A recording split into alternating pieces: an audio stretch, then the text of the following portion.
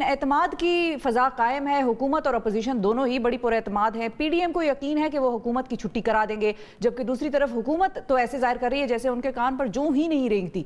PDM के सरबराह मौलाना फजल रहमान ने इत्तेहाद में शामिल तमाम सियासी जमातों के अरकान असम्बली को 31 दिसंबर तक इस्तीफ़े अपनी क़यादत को जमा कराने की हिदायत कर दी है। जबकि वज़ीर आज़म इमरान खान को खदशा ये है कि अपोजिशन के पीछे कुछ ममालिक हो सकते हैं जिनकी वजह से अपोजिशन को एतमाद मिल रहा है। दूसरी तरफ मुस्लिम लीग नून ने हुकूमत पर पीडीएम के जलसे से पहले मीनार पाकिस्तान में पानी छोड़ने का इल्ज़ाम लगाया। इन तमाम मामलों पर हम बात करेंगे। इस वक्त हमारे साथ मौजूद हैं रहनुमा तहरीक इंसाफ फ़ारूक हबीब साहब हमारे साथ हैं। अस्सलाम वालेकुम फ़ारूक साहब। जी वालेकुम अस्सलाम। फ़ारूक साहब बहुत शुक्रिया प्रोग्राम में वक्त देने के लिए।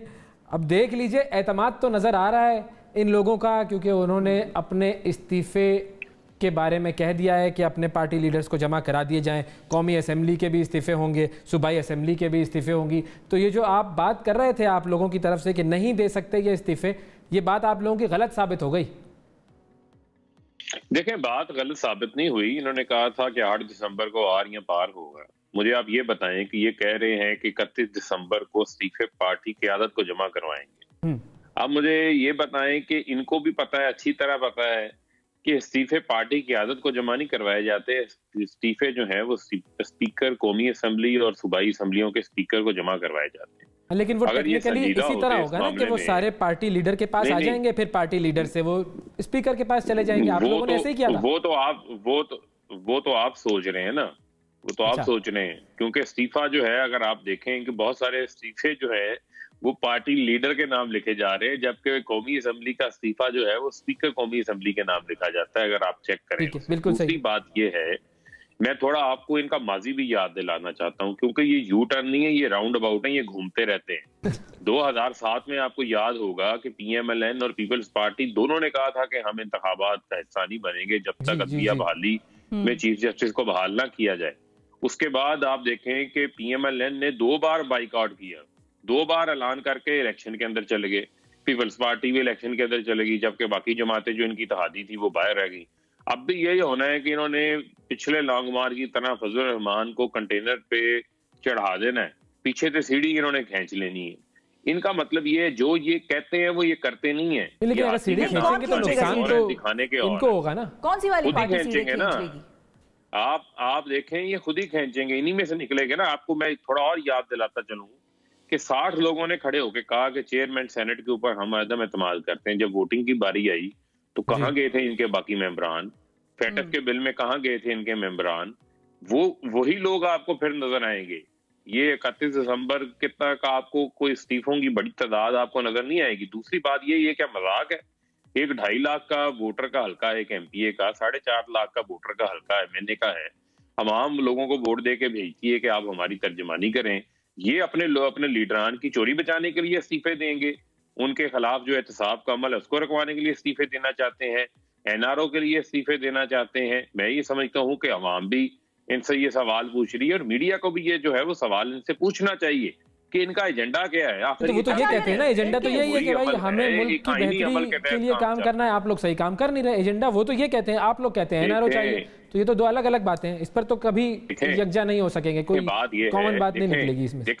देखें बात ये है, हकाइक के ऊपर बात करनी चाहिए ना। मुझे ये बताएं, मैं ये जुबानी कलामी तो नहीं कह रहा। आपको भी पता है कि जब फेटक के बिल की बारी आई थी तो हम तो इनका शुक्रिया अदा करते हैं कि ये अपनी दिली ख्वाहिश को जो है वो जुबान पर और जुबान के बाद हाथ में एक डॉक्यूमेंट की शक्ल में ले आए थे। क्या इन्होंने नहीं कहा था कि हमें एनआरओ चाहिए? जो 34 छिक्के नैब ऑर्डिनेंस के अंदर अमेंडमेंट की ये लेकर आए थे, जिसमें ये खुलेआम वादे कहा गया था कि चेयरमैन नैब और प्रोसिक्यूटर जनरल की मुद्दत को 3 साल किया जाए, 5 साल बाद जो है वो नैब की सजा खत्म कर दी जाए, बंदा इलेक्शन लड़ सकता है।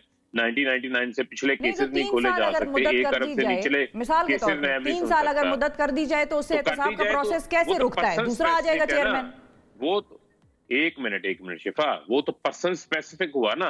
वो चाहते हैं कि जो मौजूदा चेयरमैन है उनकी 3 साल की मुद्दत पूरी हो चुकी है ना, और तो ठीक है, उनकी जगह कोई और आ जाएगा ना। आप लोगों ने तो सिस्टम्स को रिफॉर्म करना था, तो एहतसाब का अमल चलाना है आप लोगों ने, चाहे वो जावेद साहब हो या ना हो।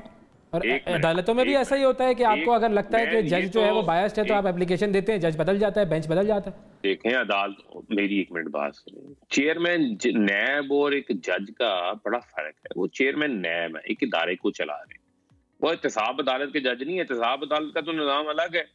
वो तो टारगेट कर रहे हैं ना, वो चाहते हैं एहतसाब के इदारे को बंद कर दिया जाए। आप शाहिद खाकान अब्बासी की स्टेटमेंट्स उठाएं ना, क्या उन्होंने नहीं कहा नैब को ताला लगा दें? क्या बिलावल ने नहीं कहा कि इस नैब के इदारे को जो है वो खत्म कर दें? ये सारी दुनिया को पता है। आप क्या समझते हैं इनका अवाम का इशू है? तो मुझे इनका बताएं इशू क्या अवाम का इशू है? नैब के चेयरमैन से है या इदारे से है? एक मिनट मंगलवाला साहब, इनका मसला जो है वो एहतसाब के अमल से है। क्या टीटीओ का केस शहबाज शरीफ का 23 अरब का बड़ा वाज़ेह ओपन एंड शट केस है? आसिफ अली जरदारी का, ओमनी ग्रुप के जाली अकाउंट्स का, फेक अकाउंट्स का, पापड़ वालों का केस बड़ा वाज़ेह केस है। नवाज शरीफ जो भागे बैठे हैं वहां पर बैठ के तकारीरें करते हैं। सही है, आपकी आ गई ये बात, पॉइंट आ गया है। सवाल ये है कि एहतिसाब के अमल से प्रॉब्लम है ना इनको, तो एहतिसाब के अमल से प्रॉब्लम। आप लोगों ने एहतिसाब का अमल कर देना था, बियॉन्ड पर्सनैलिटी कर देना था कि चाहे जावेद साहब होंगे या कोई और होगा, एहतिसाब का अमल चलता रहेगा ताकि उनको ये वाज़ेह पैगाम मिल जाता। आप लोगों ने ऐसा क्या किया है? कुछ तो आप लोगों ने ऐसा किया है जिसपे वो आप लोगों पर शक कर रहे हैं कि भाई आप लोग फलां चीज को हटाएं, इस बंदे को हटाएं तो हम एहतिसाब के अमल को फेयर मानेंगे। देखें बात ये है शिफा, बात ये है इनका 1 पॉइंट नुक्ता है वो है एनआरओ। ये चाहते हैं कि एहतसाब के इदारे, इनको बंदों से इशू नहीं है, ये कहते हैं एहतसाब के इदारे को बंद करें। ये जितनी हमने लूट खसूट की है पिछले 40 साल के अंदर, इसका हिसाब हमसे ना मांगा जाए और हमें मजीद लूट खसूट की इजाजत दी जाए। ये तो माफिया बनाते हैं आके अपनी करप्शन को, अपने सियासत तो इनकी करप्शन का कारोबार है। ठीक है, अच्छा आगे बढ़ते हैं, वापस आते हैं इसी मूवमेंट पे और इस्तीफों पे आते हैं। ठीक है, आपका पॉइंट आगे।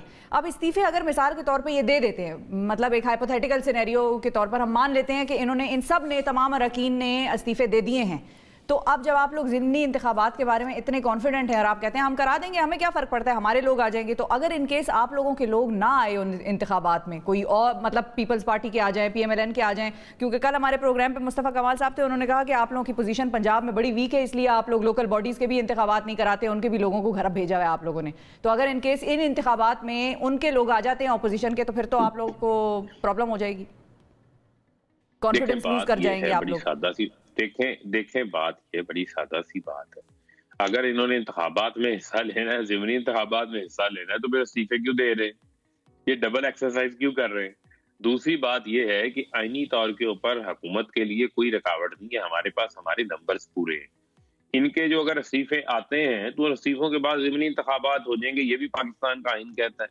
अब मुल्क आइन के तहत चलाना है या मरियम बीबी या बिलावल या नवाज शरीफ या शहबाज शरीफ की करप्शन या एनआरओ के लिए, उनकी ख्वाहिश के लिए चलाना है? फजल रहमान साहब जो है वो नहीं, तो अगर इस्तीफा, हाँ ये आपका पॉइंट बड़ा लॉजिकल है वैसे कि इस्तीफा दे दिया तो इलेक्शन क्यों लड़ेंगे, लेकिन फिर जब इलेक्शन नहीं लड़ेंगे तो फिर आप लोग इलेक्शन करवाएंगे ही क्यों? ऐसे ही किसी को टिकट पकड़ा के कहें आ जाओ भाई, मतलब वो तो ये अजीब सी कोई सूरत हाल में पाकिस्तान जा रहा है। देखें वो तो जो है वो इंतखाबात का हिस्सा है ना, इंतखाबात में लोग आते हैं, तो फिर कोई ना कोई तो लड़ेगा ना, ये मैं कह रही हूँ। ऐसा तो नहीं है वो इस्तीफे देके घर बैठ जाएंगे, फिर लड़ेंगे वो। एक चीज जिसपे मैं समझ रहा हूँ कि हमारा मीडिया बात नहीं कर रहा, जो इनसे सवाल नहीं पूछ रहा।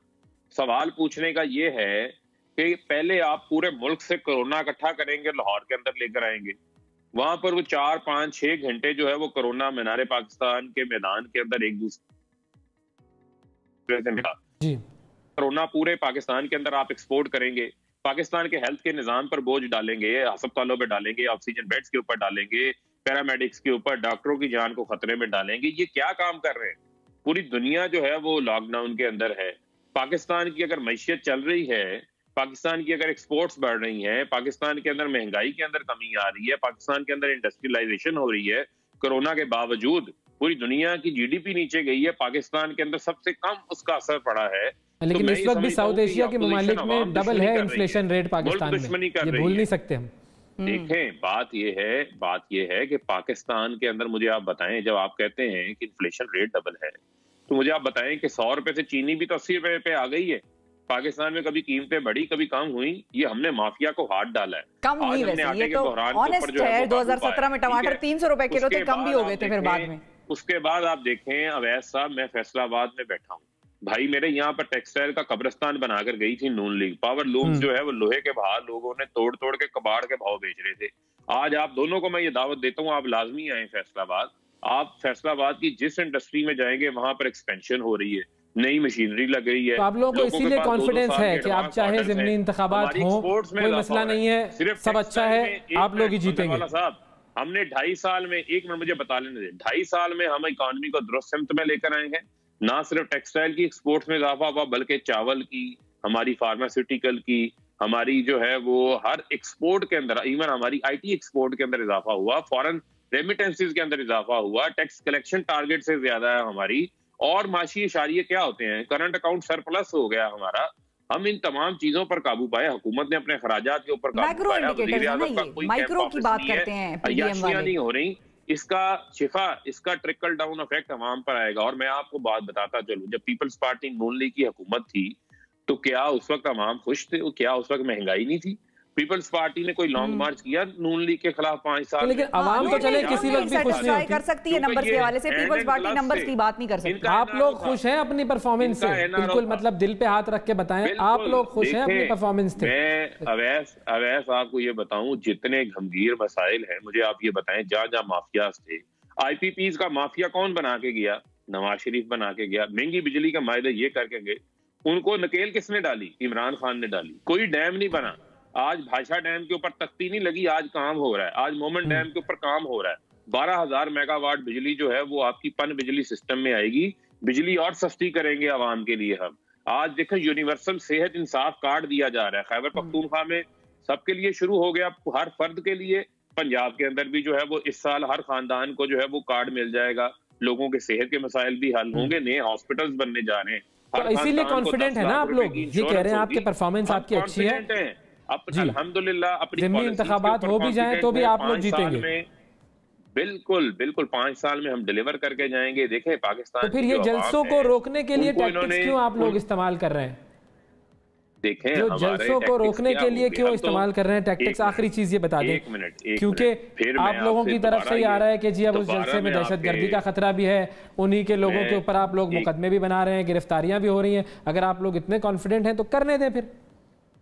देखें, बात यह है, अभी तक तो लाहौर जलसे के हवाले से कोई गिरफ्तारी नहीं हुई। पहली बात तो क्लियर करते हैं। दूसरा ये है कि ये इस्लामाबाद हाई कोर्ट का भी फैसला है कि जो NCOC के डिसीजन हैं, जिसमें सिंध हुकूमत खुद बैठती है, पीपल्स पार्टी में सिंध की हुकूमत है ना, सिंध में इनकी हुकूमत है, वहां पर तमाम जो है वो NCOC के फैसलों के ऊपर अमल दरामद हो रहा है। सही है, यानी कि वो जो NCOC के फैसले हैं उनके हवाले से फिर आप लोग अपने इकदाम कर रहे हैं। बहुत शुक्रिया अदा करेंगे। फारूक हबीब साहब हमारे साथ मौजूद थे।